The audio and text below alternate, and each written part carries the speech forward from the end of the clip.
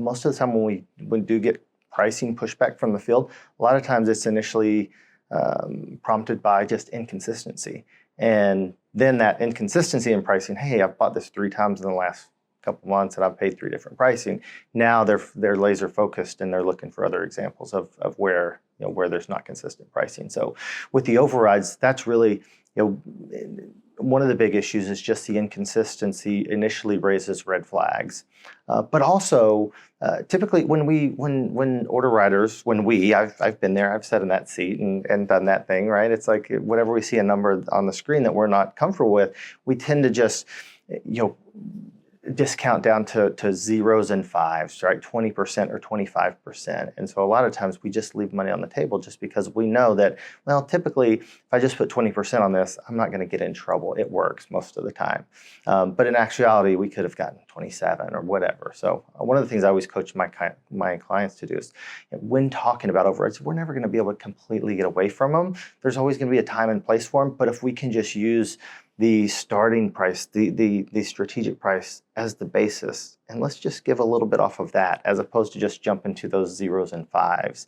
And then when we talk about customer specific pricing, that's one of the things I've always felt like there's just a ton of opportunity there, because what happens is initially, a lot of times what happens is it's a customer kind of pushes back on a price.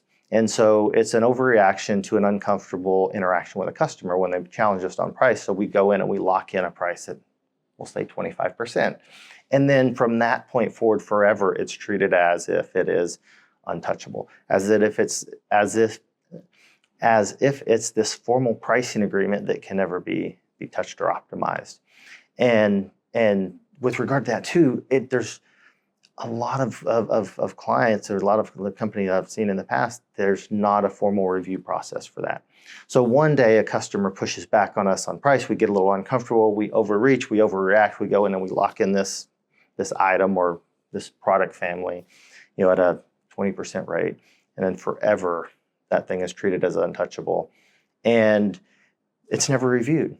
And there's been times in the past when I've gone back and I've looked at customer specific. It's like, wow, this customer's got this great pricing set up for this item that they're buying $100 a year, right? And so, in aggregate, when you look at all those different instances of those, pricing records that were set up many years ago at thin margins, it's just, there's so much opportunity there. There's so much money to be made there. And so just juggling, and another thing, juggling the maintenance load of that, because those things just pile up and pile up and pile up. And not too long ago, I was working for a large wholesale distributor, and I was working with this one particular branch, and I looked, and they had 20,000 pricing records, and 70% of them were customer specific. And of that customer specific, it was like 80 or 85% of those had less than $100 of revenue going through that matrix. So it makes it almost impossible to stay on top of your pricing when competitive things are changing in the market, when things are changing, you need to go and make some adjustments. There's just so many records, it's hard to know where to start. One of the biggest challenges I think with pricing is that it's just not urgent. For a distributor, there's so many balls they're juggling every day. There's so many things that are in their face, and pricing is no less important than any of those things, but it's less urgent.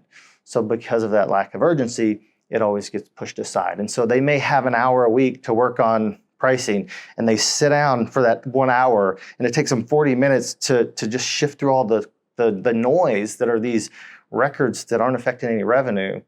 And so that's one of the biggest challenges I see with things I think about with regard to customer specific pricing, is just like, get rid of what's not there. It's not a formal pricing agreement. It's not untouchable, and just it needs to be reviewed on a consistent basis. But it comes back to that lack of urgency and time constraint.